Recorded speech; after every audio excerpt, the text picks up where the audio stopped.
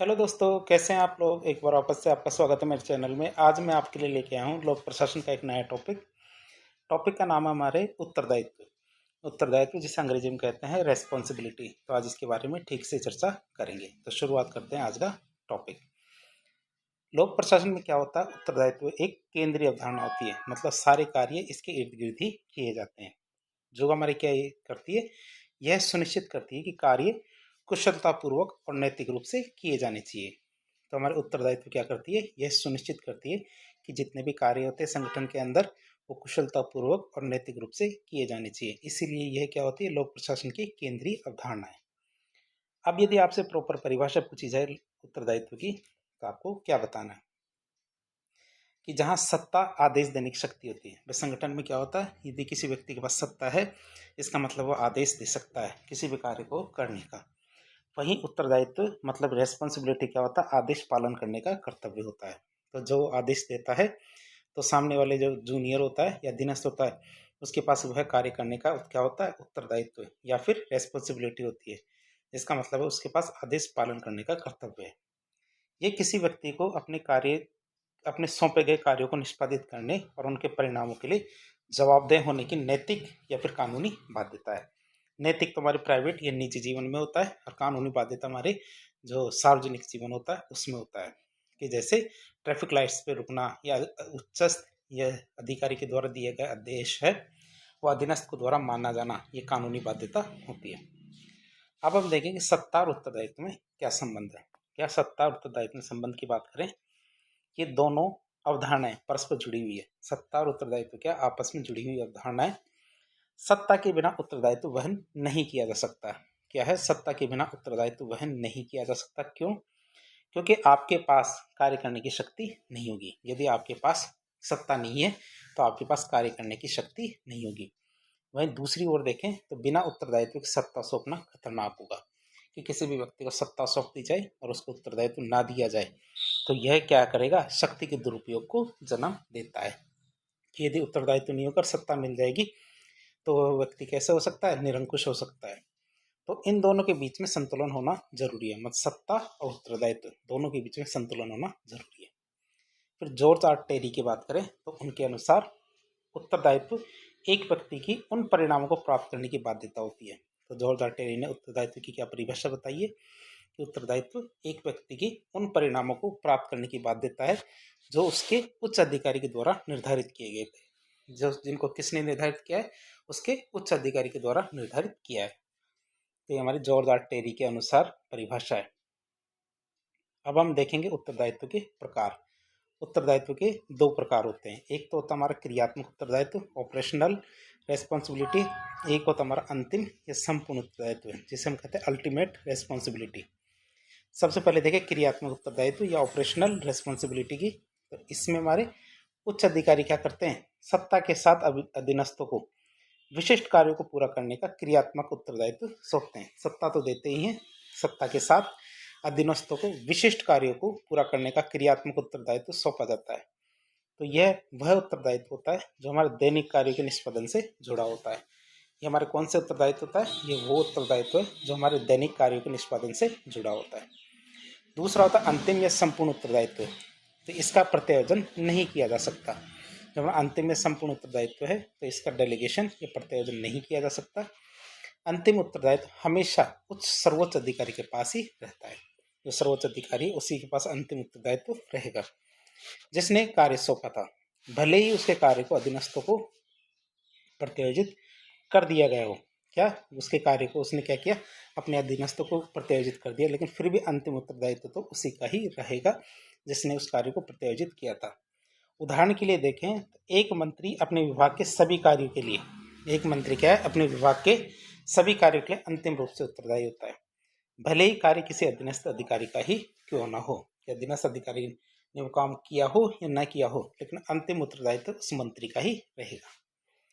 अब हम देखेंगे उत्तरदायित्व की कुछ विशेषताओं के बारे में।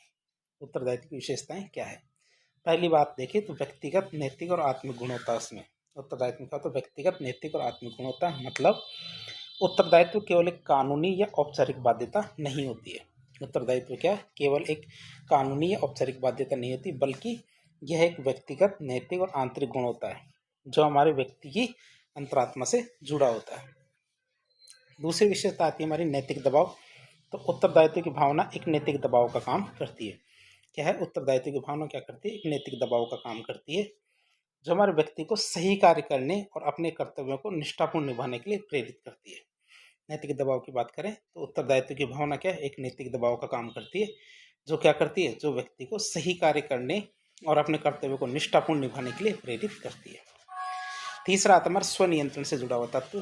तो यह स्वनियंत्रण से जुड़ा हुआ एक तत्व है उत्तरदायित्व, मतलब सेल्फ कंट्रोल होता है ये, जहाँ व्यक्ति क्या है अपने आंतरिक नैतिक मूल्यों के आधार पर कार्य करता है। जहाँ व्यक्ति क्या करता है? अपने आंतरिक नैतिक मूल्यों के आधार पर कार्य करता है। फिर सत्ता के दुरुपयोग को रोकना, मतलब उत्तरदायित्व की भावना यह सुनिश्चित करती है कि शक्ति का प्रयोग मनमाने ढंग से या व्यक्तिगत लाभ के लिए न हो। या शक्ति का प्रयोग क्या मनमाने ढंग से या फिर व्यक्तिगत लाभ के लिए न हो, बल्कि क्या वह सार्वजनिक हित में होना चाहिए। वह सार्वजनिक हित में होना चाहिए। तो सत्ता के दुरुपयोग को रोकने का काम कौन करता है? उत्तरदायित्व। तो उत्तरदायित्व की हमने 4 विशेषताएं देखी। पहली मैंने देखी व्यक्तिगत नैतिक और आत्मिक गुण, दूसरा नैतिक दबाव, तीसरा स्वनियंत्रण से जुड़ा हुआ तत्व और सत्ता के दुरुपयोग को रोकता है। अब हम देखेंगे प्रशासनिक प्रक्रिया में उत्तरदायित्व के 3 प्रकार होते हैं। क्या? प्रशासनिक हमारी प्रक्रिया में उत्तरदायित्व के 3 प्रकार। पहला आता हमारा राजनीतिक उत्तरदायित्व, दूसरा आता हमारा संस्थागत उत्तरदायित्व और तीसरा आता हमारा पेशेवर उत्तरदायित्व। तो तीनों के बारे में एक एक करके पढ़ते हैं। पहला आता हमारा राजनीतिक उत्तरदायित्व। तो उसकी बात करें, प्रत्येक मंत्री क्या होते हैं? अपने विभाग के कार्यों के प्रति, क्या प्रत्येक मंत्री अपने विभाग के कार्य के प्रति विधानमंडल, चाहे वो संसद हो चाहे विधानसभा, उसके प्रति उत्तरदायी होते हैं। तो प्रत्येक मंत्री क्या होते हैं? अपने विभाग के कार्य के प्रति विधानमंडल मतलब संसद और विधानसभा, इनके प्रति उत्तरदायी होते हैं। प्रशासनिक तंत्र जिनमें हम सिविल सेवकों को लेते हैं और राजनीतिक कार्यपालिका मतलब मंत्री और संविधान के प्रति उत्तरदायी होते हैं। ये सारे के सारे क्या होते हैं? कि संविधान के प्रति उत्तरदायी होते हैं। इसका अर्थ है कि वे मंत्रियों के निर्देशों का पालन करते हैं। कि प्रशासनिक तंत्र क्या करते हैं? मंत्रियों के निर्देशों का पालन करते हैं और संवैधानिक सिद्धांतों के अनुरूप कार्य करते हैं।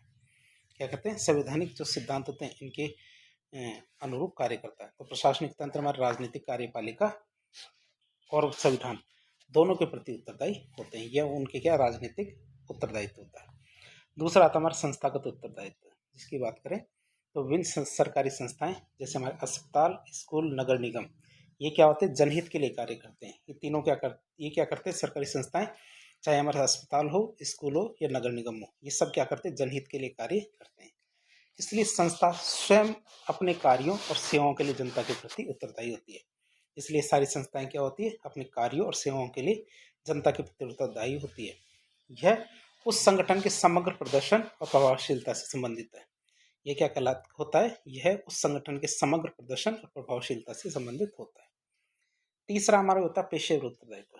तीसरा क्या होता है? पेशेवर उत्तरदायित्व मतलब कि प्रत्येक पेशे, चाहे वो डॉक्टर हो, इंजीनियर हो, सिविल शिक्षक हो या सिविल सेवक हो, इनके अपने कुछ मूल्य, मानदंड और नियम निर्धारित किए जाते हैं। प्रत्येक पेशे के क्या होते हैं? कुछ मूल्य, मानदंड और नियम निर्धारित होते हैं। जैसे हमारे डॉक्टर, इंजीनियर, शिक्षक, सिविल सेवक, ऐसे हमारे प्रत्येक पेशे के कुछ मानदंड और मूल्य या नियम निर्धारित होते हैं। इस अतः व्यक्ति क्या अपने पेशे में काम करते समय, जिस भी पेशे में वो है, तो उस पेशे में काम करते समय वह इन मानकों और आचार संहिताओं के प्रति उत्तरदायी रहता है। इसलिए क्या व्यक्ति अपने पेशे में काम करते समय इन मानकों और आचार संहिताओं के प्रति उत्तरदायी होता है।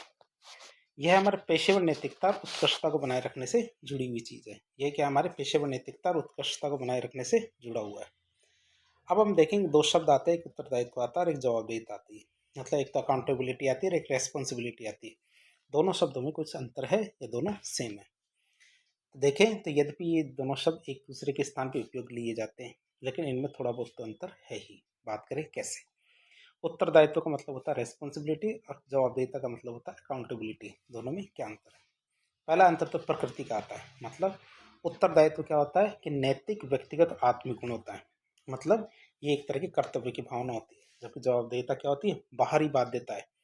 मतलब किसी बाहरी प्राधिकरण के प्रति हमारी जवाबदेहिता होती है। फिर अनुभव की बात करें तो उत्तरदायित्व क्या है? एक आंतरिक अनुभव या भावना होती है। मतलब मैं इसके लिए जिम्मेदार महसूस करता हूँ कि ये काम होना चाहिए। जवाबदेहिता की बात करें तो यह संगठन के औपचारिक नियमों, प्रक्रियाओं और संरचनाओं से जुड़ा हुआ है। यह क्या हमारे संगठन के औपचारिक नियमों, प्रक्रियाओं और संरचनाओं से जुड़ा हुआ है। मतलब मुझे इसके लिए जवाब देना होगा यदि मैंने ये कार्य नहीं किया तो, क्योंकि दोनों भावनाओं में अंतर है। भाई उत्तरदायित्व तो ये कहता है कि मैं इसके लिए जिम्मेदार महसूस करता हूँ कि मैं जिम्मेदार हूँ अगर नहीं किया तो। दूसरा जवाब देता होती है कि यदि ये काम नहीं हुआ तो इसके लिए मुझे जवाब देना पड़ेगा। तीसरा आता है स्रोत। तीसरा क्या आता है स्रोत की बात करें तो उत्तरदायित्व क्या एक स्वीकृति होती है कि मैं अपने कर्तव्यों को स्वीकार करता हूँ, ये स्वीकृति होती है उत्तरदायित्व। जबकि जवाब देता क्या होती है थोपी या आरोपी से की जाती है कि भाई ये काम नहीं हुआ तो इसके लिए जिम्मेदार तुम ही माने जाओगे। मतलब मुझे परिणामों के लिए दंडित या फिर पुरस्कृत किया जा सकता है। मुझे क्या परिणामों के लिए दंडित भी किया जा सकता है गलत हुआ तो, और सही हुआ तो पुरस्कृत इनाम भी मिल सकता है। तो प्रत्यायोजन की बात करें तो हमारा उत्तरदायित्व है, तो उत्तरदायित्व का प्रत्यायोजन संभव है। आप किसी और को कार्य करने के लिए उत्तरदायित्व सौंपते हैं, क्या आप किसी को कार्य करने के लिए उत्तरदायित्व सौंप सकते हैं, लेकिन अंतिम जवाबदेता फिर भी आपके पास ही रहेगी कि उसने काम नहीं किया तो भी आपको ही उत्तरदायित्व निभाना पड़ेगा। जबकि हमारे जवाबदेता की बात करें तो इसका प्रत्यायोजन नहीं किया जा सकता, क्योंकि अंतिम जवाबदेता हमेशा उच्च अधिकारी के पास ही रहती है। तो इस तरह आज के लेक्चर के जरिए हमने उत्तरदायित्व मतलब रेस्पॉन्सिबिलिटी के बारे में ठीक से जानने की कोशिश की। तो इस प्रकार के इन्फॉर्मेटिव वीडियो देखने के लिए हमारे चैनल से जुड़े। वीडियो यदि पसंद आता तो वीडियो को लाइक करें, चैनल को सब्सक्राइब करें, अपने दोस्तों के साथ शेयर करें। धन्यवाद।